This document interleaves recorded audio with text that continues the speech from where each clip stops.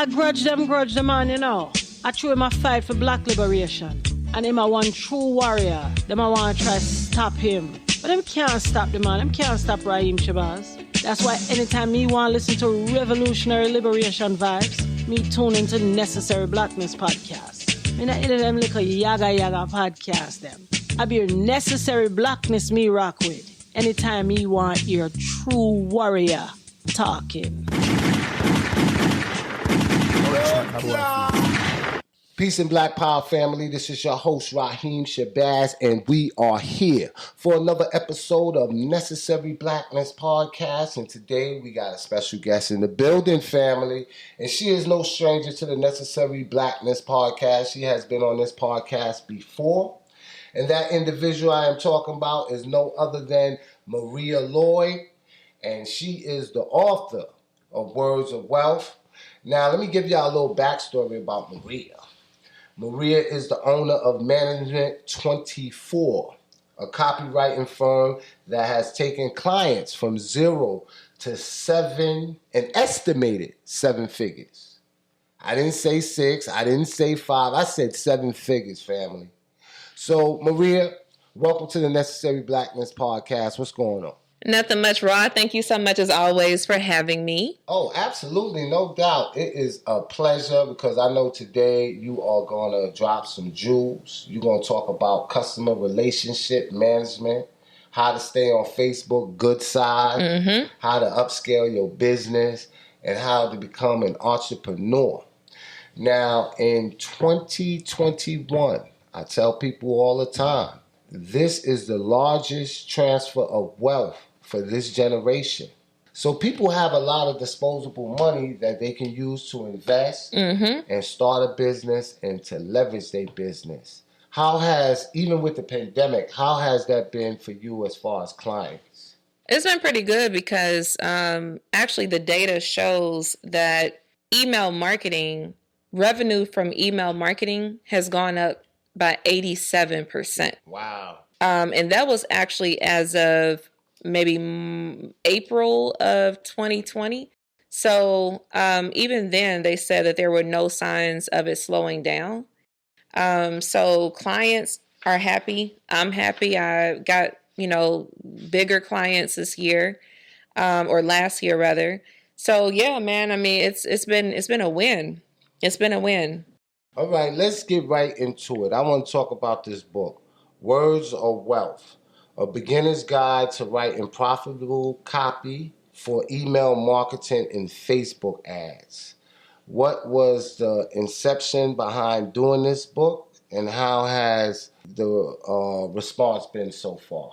So I've been a copywriter, a professional copywriter, for nearly... Make sure you put that in there, professional. Yes, a professional, meaning I have been getting paid to write copy since 2004. So that's almost 20 years. It started freshman year, Clark Atlanta University. Shout out to my alma mater. Started freshman year, I was getting paid to write bios for aspiring artists. I was paid to copy edit for entertainment attorneys. Some of those attorneys include Youngblood's attorney, which was actually one of the artist's father. He's an attorney. And then also Ludacris's attorney at the time, Dr. Ashbourne. He was also a professor at Morris Brown College as well. So my career started very young. What really kind of pushed me to realize that there's a market for words or wealth is I was having a conversation with a friend who's also an entrepreneur. And she asked me, why haven't you launched a course teaching people how to do email marketing? And you know how it is. Sometimes you can't see, what's the saying? You can't see the forest for the trees, right? Yes. So because I've been doing this for so long, in my mind, I'm like, it's email marketing. Like, it's easy. Just do it, And so she said, I tell you what, walk me through your process for putting together an email. So I'm like, all right, when I put together an email, for starters, I always make sure that the subject heading is not more than 10 words. I also try to include some sort of descriptive adjective, and I also try to include a verb or two. And she said, see, I never knew that. She said, there is no way I would have ever known that. And I was like, really? And so I just started kind of paying attention to conversations online and in person with my friends who are all entrepreneurs as well. And it became very evident to me that a lot of things that I considered were basic techniques for email marketing, people weren't aware of them because they're not copywriters. I'm the copywriter, right? So, Absolutely. Yeah, that's literally what led me to go ahead and author Words Are Wealth. Now, I know at one time, email was like the rave of everything. Some people believe that email is not as effective as it was prior to that. As you know, with the advent of Facebook and Instagram and YouTube, it's kind of like we're not using emails no more due to the spam and things like that. That is a misnomer. Emails is as relevant today as ever. Can you give us a few samples of why emails are still relevant? Well, for starters, email is one of the most formidable and consistent electronic means of communication that we've had since we've stepped into this digital world, right? I mean, if you think about it, email really is like the dinosaur of this whole Commerce. right, exactly, this ecosystem or whatever I'm trying to say. So that's number one. Like, email has pioneered our communications online. And it just keeps giving. It has not fallen off. Like, at least we can say, I mean, I'm here for Facebook ads. I'm not trying to like blast them or anything. I believe in Facebook ads, but with email, you're not really necessarily worried about algorithm changes. Like, Facebook will shut your account down. Absolutely. They'll switch up the algorithm super fast. With email, yes, there was a point in time where Gmail made a drastic change and started separating your promotions emails from your inbox and all of that. But by and large, you can still get a lot of traction from email, and a lot of sales occur as a result of people getting your emails. So it's just something about that medium. It's very personal, and it just has not shown any signs of slowing down. Like you said, I mean, it's definitely a huge misconception when people are like, oh, email is dead. And I talk about that in the book. Like, no, it's far from dead. I mean, email is alive and well. It's thriving. There are more people on email than there are on social media. And mind you, Facebook is the largest social media platform in the world with more than 3.7 million people engaging on a daily basis. Email has more than that. Oh, it literally absolutely. has almost every person on the planet. It's like 7 point something billion people on the planet. Email has more users than Facebook, and Facebook has, half of the planet on it. So it's just a formidable communication channel. And one thing about emails, especially if you're dealing with Shopify or if you're dealing with one of those e-commerce sites, is that you can see how many people opened it. You can retarget those same people. You can also, even if you have a restaurant in a certain geographical location, you can target people by zip code. Okay, I just want to target people that's within a 25-mile radius. So you zeroing in on your demographics, and then if you're not spamming people and you got an organic email list, one of the things that I learned is that you can actually see who's your avatar is. Right. Exactly. Yeah. I mean, email, to your point, people don't understand that email addresses have a multi-use. If I get your email address, okay, one way I can use that is I can send you emails. Okay, that's low-hanging fruit. But the other way that you can use that email address is to build a custom audience when you are actually pushing ads on the Google ad network or even Facebook. So people don't know that, like, email addresses have a multi-use. It's not just to email people. You can use it to also build your audience for other platforms. Yeah, absolutely. Now, this is a quote, right? And your book starts off with this quote, and I heard it several times. And I want to just read this to the audience, right? This quote says, "The illiterate of the 21st century will not be those who can't read and write, but those who can't learn, unlearn, and relearn."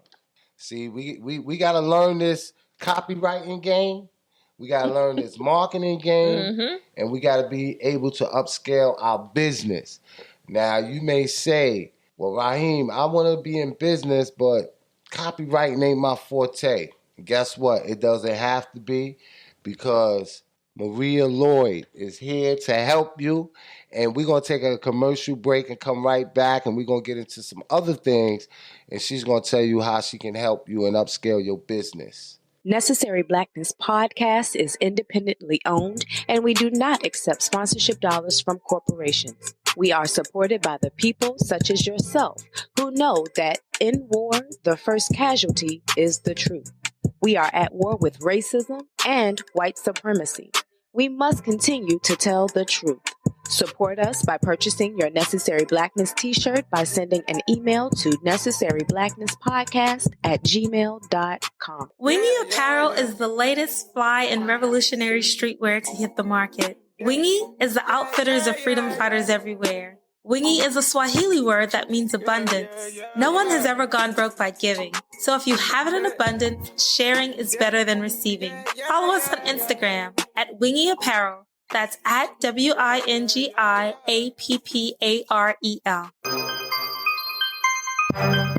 Necessary Blackness Podcast, every Wednesday at 6 p.m. with award-winning journalist and filmmaker Raheem Shabazz. This podcast is only for those who are unapologetic, because the mind of the conscious man or woman recognizes no monopoly on truth. Truth is relative and always to be sought.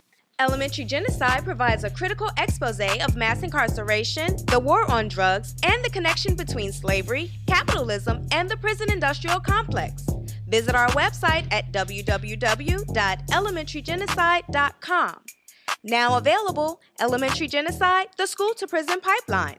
Elementary Genocide 2, the Board of Education versus the Board of Incarceration. And the newest release, Elementary Genocide 3, Academic Holocaust. Log on today to purchase your very own 3-set docuseries. Peace and Black Power family. This is your host, Raheem Shabazz. And for those that are just joining us, we are back with Maria Lloyd. And we just came back from our quick commercial break. For those that are hearing this on YouTube or watching this on YouTube, I want you to smash that like button. Make sure you share this with your friends, your subscribers. If you're on Facebook, make sure you share this as well, because algorithm is everything when it comes to these social media sites. So we're back, and we want to talk about some more things that are pertinent to upscaling your business and being the best that you can be as an entrepreneur. So Maria, I want you to talk a little bit about being a copywriter. Mm-hmm. Do you have to be a good writer in order to be a copywriter? No, not at all. So that is a huge misconception. People think you have to be a grammar geek to write good copy. And the truth is, you really don't. There are actually instances in which I purposely not disobey, but break the rules of grammar to empathize more with the audience that I'm speaking to. So that is one of the biggest misconceptions, is that you have to be a good writer. You do not have to be a good writer to write good copy or profitable copy. So there you have it, ladies and gentlemen. If you had the fear of writing a copyright ad because you are not the best writer, you can do it. Right? Yeah, you can. I mean, think about when we are messaging our friends through Facebook Messenger or text message or whatever, we're not checking for grammar, but we can still get our point across. And that's the same thing with copywriting. You don't have to be a grammar geek. You can still get as long as people know what the hell you're talking about, you're good to go. So, I mean, you don't have to know how to spell words correctly. Your sentences don't have to be put together perfectly. But as long as you're able to get your point across and your audience is able to understand it, you're good to go. And then they also got Grammarly. You know about that? They do, yes, that's true. And then they got spell check. Spell check, all that. So listen, you got all the help tools in the world. Yep. It's like a cheat sheet. But listen, even if that's not good for you, guess what? You can reach out to Maria and she could do it for you. Yes, facts. For a small fee, though, because let me tell you something. Freedom ain't free, and this is a business. She's a businesswoman, 20 years in the game. Yep, almost. Almost 20 years. Yep. That's a long time. And you know, one thing I just thought about too, Ra, is that people confuse copyright spelled with a W and copyright spelled with an R. So I forgot to bring that up too. If copyright with a W, right? Mm-hmm. Oh, okay. But there's two. Yes. Oh, copyright, like if you own the rights to it. Yes. Oh yeah, I know about people that. confuse that all the time. So like they people think that you can get their songs copyrighted. Yes.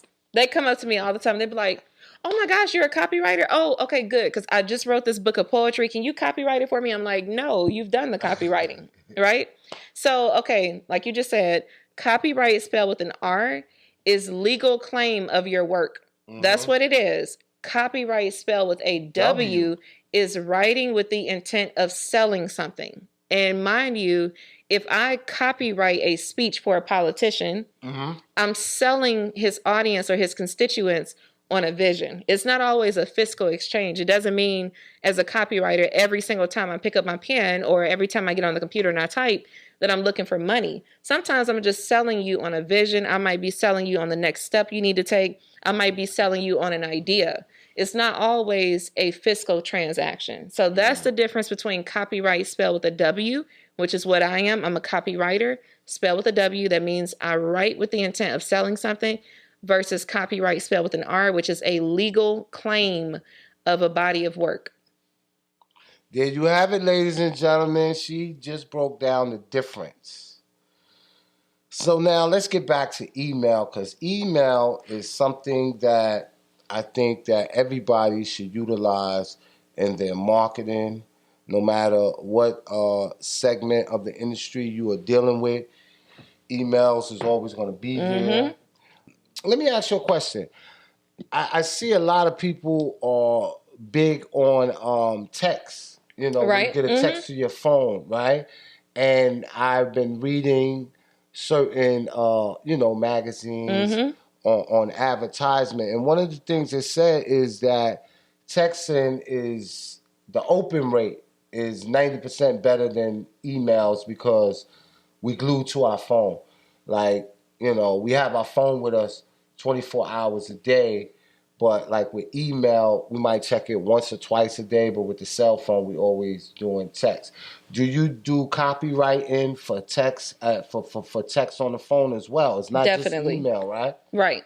I do. So here's the thing that people don't talk about with text message marketing, because I do text message marketing as well. Every time I do a presentation, I have people text a number or text the word slides to a number. So that way they can automatically get my slides from the presentation.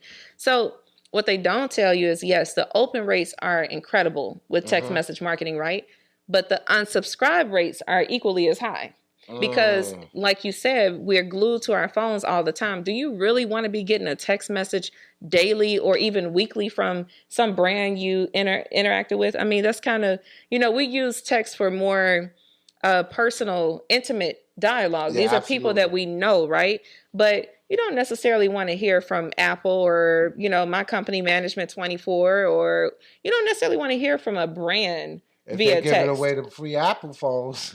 Well, yeah. Now we know that ain't happening though. Nah, but I mean, even with that, still, like, if you were getting a text from Apple every day, you'll be done with that. I'll be so hot. Right. So the unsubscribe rates are super high. The open rates are super high too. But again, I mean, what's the point if after one or two text messages from your brand, people are going to unsubscribe anyway? So what I do is I encourage my clients, and I do this as well with my company, is I will send one text message initially when you subscribe to my list. I'll send one text message to confirm your subscription, but then I'll also send you a text asking for you to check your email. So, I do it like that, but very, very sparingly. I mean, I might send my list a text message once every, quarter. Like, I try to use that very nominally because, again, like, people, they don't want to hear from a freaking company via text. They want to hear from their friends, That's good that you said that, because I know a lot of people are starting to rely on text. I'm starting to get some of it, and I'm like, I never even gave these people my number. Right. Like, well, So I ask you to press stop, write stop. And I do it immediately. Yeah. So those that are going to utilize it, make sure you do it in the manner as prescribed. If not, you're going to fumble that bag. Not only are you going to lose that individual from your text, you might lose them from your email too. Yep. And that could have been a prospect, potential customer. Speaking about losing a customer, tell me about audience segmentation. So audience segmentation is basically the act of separating your audience based on their interest, right? So for example, let's say that you come to my website, you fill out my contact form to join my email list, and I may email you about services related to copywriting as it relates to email marketing. I may email you about services as it relates to CRM marketing automation. I may email you as it relates to writing copy for Facebook ads. Based on your behavior from those emails, that will then allow me to segment you based on your interests. So if I send you an email about copywriting for email marketing, and you don't respond to that, but you do click on links that are related to copywriting for Facebook ads, well, now I know more than likely you're interested in content that only relates to Facebook ads, not necessarily email marketing, not necessarily CRM automation, right? Marketing automation. So I am now going to segment you and put you in the bucket of people who are interested in Facebook ads. That makes sense. Mm-hmm. And that's how you can, to your point, about not losing your customer. A lot of people will send these broad emails out to everybody on their list, but everybody doesn't have the same interest. Absolutely. So unless you're selling just one product or service, if you're literally just selling like one signature thing, you really do need to start segmenting your audience so that way you can know how to talk to them. One example I always use is if you own a pet store and you want to run a sale on cat food. Mm-hmm. Well, you don't want to send emails to a dog owner talking about the sale on your cat food, right? That doesn't make sense. Doesn't make sense. And now you're going to annoy the dog owner because they're like, what the hell are you sending me emails, about cat food? I have a dog. And they probably don't even like cats. See? So, sense. That's why audience segmentation is so important, because it allows you to silo your audience and really tailor your communications with them in a way that makes them feel like you are really connected to them, when really, you probably typed that email a year ago and it's just now going out today. But nevertheless, your audience, your recipients feel connected to you because they know that you know their interests. And that's the good thing about emails. If you write a good email, a lot of it's timeless. Yep. You can, repurpose that email. Maybe 6 months later, use the same email. Literally. Yep. And get them numbers up. Yep. All right. So we talked about copyright, where it's pronounced the same but spelled different. One with a W, one with an R. Mm-hmm. We spoke about audience segmentation and the importance of that. Mm-hmm. Now, you and me was talking earlier, and you told me about this acronym, CUTE. And CUTE is a content strategy. It's one of your strategies. Mm-hmm. Many people don't know about this. This is the secret sauce, y'all. Yes, it is. And she's going to let y'all know right here on Necessary Blackness podcast about this secret sauce. But listen, just because you got the seasoning don't mean you got the sauce. You're going to have to buy the book to get the sauce. So I want you to just sprinkle a little bit of seasoning on it. Okay. And tell us about CUTE content strategy. So, a lot of times when I talk to a prospective client, one of the most common questions I get is, what do I say, right? If I'm interested in communicating with my audience, whether they are customers or prospective customers, what do I say to them in an email? What do I say to them in a Facebook ad? What do I say to them in a text message, right? And so I developed this strategy years ago, and I kept it very close to my chest. And basically, it is the CUTE content strategy. As you said, Rod, it's an acronym. And the C in CUTE stands for current news, The U stands for urgent news. The T stands for tips and advice. And the E stands for events. So here's what I do. When I am trying to figure out what do I want to write in an email for either my audience or my client's audience, the first thing I do is look at current news. What is happening in that industry that is relevant to my client's audience, right? Or my client's products or services? What is happening right now in the current news realm that I can inject my client's voice or opinion about? Another thing, urgent news. So with urgent news, that is something that has an immediate impact on my clients' customers or on my audience. For example, let's say that my clients had some sort of administrative change, a new president, somebody has resigned abruptly. Mm-hmm. If that has an effect on their customers, they need to know that as soon as possible. Another example would be, let's say my clients' accounts, their database has been compromised. So all of their customers' email addresses and credit card numbers have potentially been stolen by hackers, right? That is urgent news that they need to get out to their audience as soon as possible.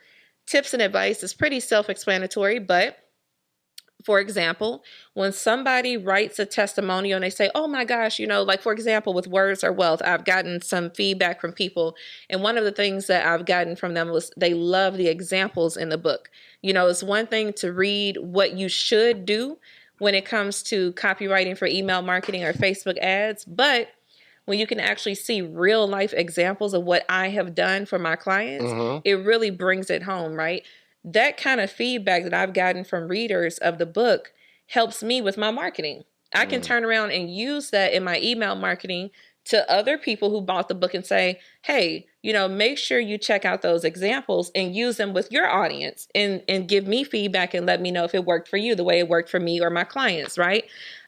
Excuse me. Another thing is events. So an event, a lot of times people think that an event has to be, something live.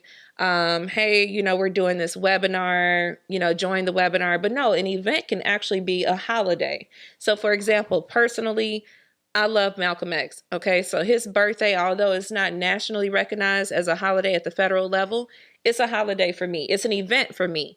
So absolutely. I send out email communications. I make posts about Malcolm X on his birthday. That is an event. So you can actually write emails that are related to an event. Again, you can choose what that event is. It may be a semi-annual sale that you host only once a year, right? It could be whatever. It may be the anniversary of your company's existence. Whatever it is, you can turn that into an event and promote that via email. So that is the cute content strategy. And again, it's something I've held very close to my chest, not necessarily intentionally. I've just never shared it until I wrote the book. And a wise person once said that when you're when you're creating something of value, if you don't feel uncomfortable, then you're probably not giving away good value, right? People aren't going to get value from it.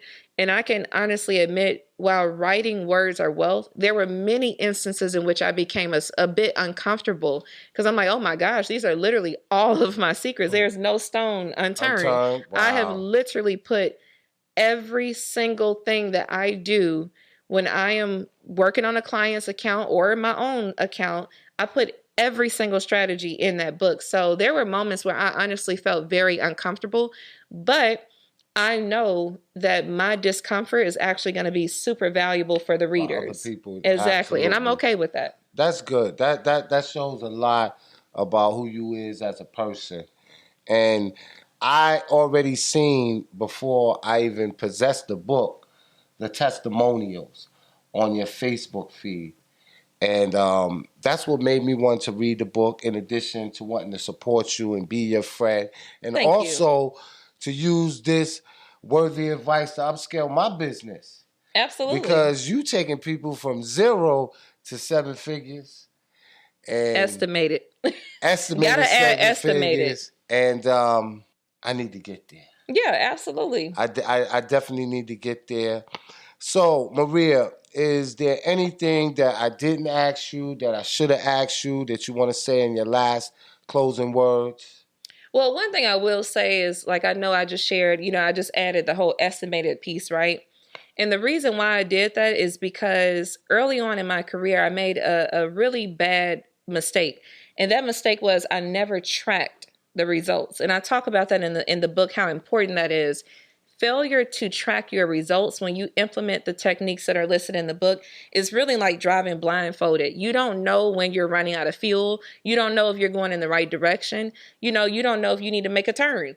And so that's why I have to add estimated whenever I say, okay, I've taken clients from 0 to 7 figures, because sadly in the beginning, I wasn't consistent about tracking the results. And so I have to go off of just instances of having kind of passive conversation with clients in which they were, I'm a millionaire now. Right, exactly. Then they'll reveal to me, I made X amount of money this month. And when you were saying estimated, it was almost like you were saying allegedly. So I thought you were saying that for tax-based purposes, but you actually that too. She said that too.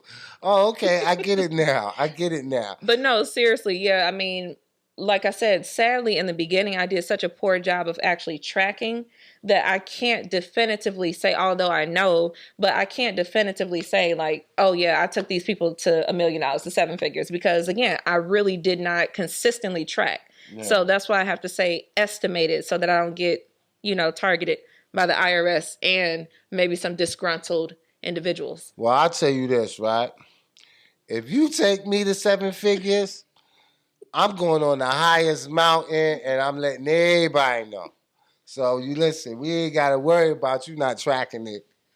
They gonna know. Hey, I appreciate that. And I do love my clients. My clients actually do shout me out often, especially in Clubhouse. I know Andre Hatchett, who's been my longest client. Oh, actually. Yeah, shout out to Andre. Yes. So, I mean, he literally was in Clubhouse like, yo, I make, 5 figures a month because of her.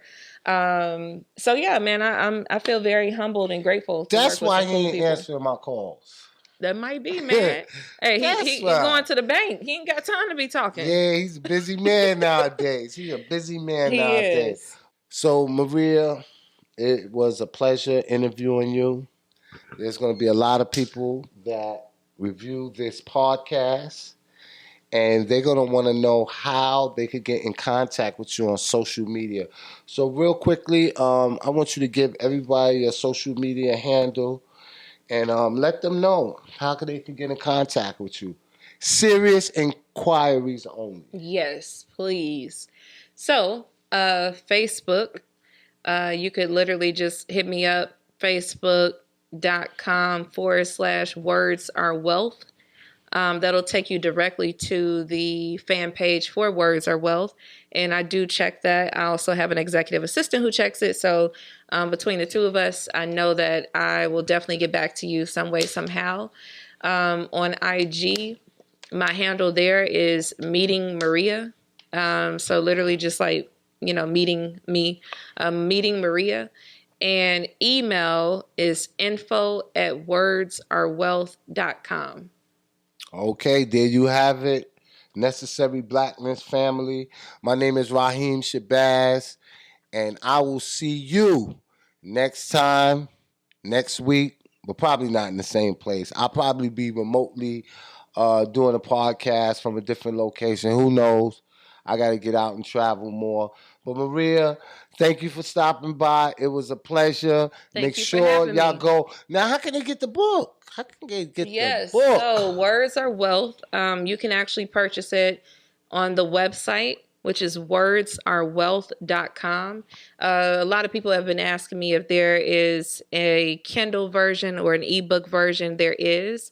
So when you go to wordsarewealth.com, there's a button for you to click if you want the paperback version, which is not sold on Amazon, or the ebook version, which is sold on Amazon. So if you click on the button that says ebook, it will take you directly to the Amazon page for Words Are Wealth. So again, the website, if you're interested in getting the book, whether it's paperback or ebook, just go to wordsarewealth.com and click on the button of your preferred delivery, paperback or ebook. Now, let me ask you a question. Why is the paperback not available on Amazon If you don't mind me asking. No, I don't mind you asking at all. So honestly, I just don't get it. Like, it seems like Amazon is trying to force you to use their KDP or forgot what it's called. Not Create Space. They bought it out. It's KDP. Yeah, so I remember they were doing to, Create Space. Now they got something different. They're trying to do, it's called Kindle Direct Publishing, where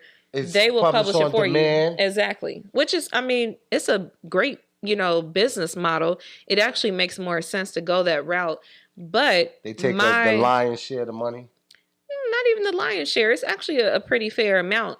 But the reason why I didn't go through them for the paperback version is because of the way I designed the cover. See, they don't give you that kind of design. And for those of you who are listening, what I'm referring to is I have something on the cover that is referred to as 3D gold foil printing. So that's why I did not go through Amazon for the paperback version, because this type of printing is only offered at just a small number of printing companies, So because of that, once I realized Amazon wouldn't give me that, plus the cover is matte. It's not like the slick cover. I forgot what the other one's called, Illuminator, whatever it is, but mine is matte. So because I have this special kind of cover, I decided to go with a printer and not go with one that would print on demand, because the book is just made, the cover is made very different from your average cover. And I could definitely see this, like this metallic gold. Yes. And you could just feel like, yeah, this is a good book. Well worth his money. Thank you. Just the cover alone is captivating, and you probably wouldn't have got that with Amazon. No, so I tried. I definitely understand. Now, also, and I don't want to keep you here because your guest is over there and she is ready to go. But listen, a lot of people that are not following you on Facebook don't know that every Wednesday that you have a group that comes together, and a lot of jewels and gems is being dropped, a lot of connections is being made, a lot of hands is being shaked, and there is not only an exchange of ideas, people are doing business with one another. Yep. Black folks at that, right? No drama, just a group of individuals. You want to talk about that? Yeah, sure. That's not for the public, right? Is it? Oh, it is. I mean, it is. Yeah. So basically, I've given it a name. It's called the Facebook Networking Mixer. Every Wednesday night, 8 p.m. Eastern. We are actually approaching 1 year of doing that. So it started last year, April 2020. At that point, we were all on lockdown. Pandemic, right? Exactly. You're right. We were all on lockdown. I think at that point we had been on lockdown for maybe 2 or 3 weeks. And so I was just having a bit of cabin fever because I'm an omnivert. I'm introverted and I'm extroverted. And so the social side of me, the extrovert, was really longing for some human engagement. I really just longed for it. I'm like, dang, man, I want to network. Like, I want to meet some people. So I literally read an article back in 2000, I believe 14, where this Australian man met up with all of his Facebook friends, people he'd never met before. He traveled around the world, met up with all his Facebook friends in person over coffee. And from that, he established some business relationships. I think he even ended up dating somebody as a result of that. So once the pandemic hit, I said, you know what? I'm about to do the same thing Buddy did, because I thought that idea was clever. So I went ahead and I made an announcement on my Facebook page. I was like, hey, I want to use this opportunity to network. I know that all of us are social distancing, so I think this is a great opportunity for us to connect. And so I posted it, and I think on the first call, there were about maybe a little under 30 people. Second call, about the same. And here we are, fast forward to, April 2021. And I would say on average, it's about the same. Really, it's about 15 to 20 people that come on. Like you mentioned, we've broken bread with each other. I have personally made at least 4 figures as a result of the relationships that have been forged through the network and Mixer. And it's just a beautiful thing. We're really a family at this point because we've been riding with each other now for a year. And it's just a beautiful synergistic relationship and flow. It's a vibe. So we kick off every Wednesday night. We do introductions. We've had people as far as the UK. My boy Kabuka comes on Wednesdays. It's like 3:00 in the morning when he comes on. Yeah. We've had people in the Netherlands come on. We've had people from Malawi come on. I mean, Nigeria, literally all over the world. It's not even just the US. People coming on from all over the planet, forging relationships, breaking bread together. It's just a beautiful thing. And I can brag and say I was one of the early participants. Yes. And I definitely got to get back in the group because she will post a highlight and tell you just bullet points about what was discussed. And I'm always like, man, I missed it. And the sad part is none of this is recorded live. If you didn't join, there's no replay. There's no archive footage. Nope. You just missed out. And, I do that for a purpose, Rob, because I want people to feel, first of all, I want authenticity. You know Absolutely. what I'm saying? And so I want you to feel comfortable when you're on the call. If you know the calls are being recorded, and it's probably why Clubhouse got so popular. If you know the calls are being recorded, you're going to hold back a little bit. And so I believe that's probably why Clubhouse doesn't, I think they're about to start doing it or something, but that's probably why they started their platform not recording anything, because they know people tend to be a lot more reserved when they know that they're being recorded, when they know that conversation can be tracked. Absolutely. And it can follow them. So I have made it a point to not record. We have never recorded a single session. And here we are again. We have been meeting every single Wednesday since April 2020. And not a single conversation has been recorded. And the beautiful thing about it is you ain't got no one screaming, one mic, because no one's talking over each other. There's never really an argument, maybe a spirited debate or something like that. But at the end of the day, everyone is family and everyone is respectful. So in addition to going and purchasing Maria's book, you can also go and, engage with her on Facebook. So family, go out and get Words of Wealth by Maria A. Lloyd. And make sure you get more information and you check her out on meetmaria.com. All right, family, we out of here this time. Peace and Black Power. Peace.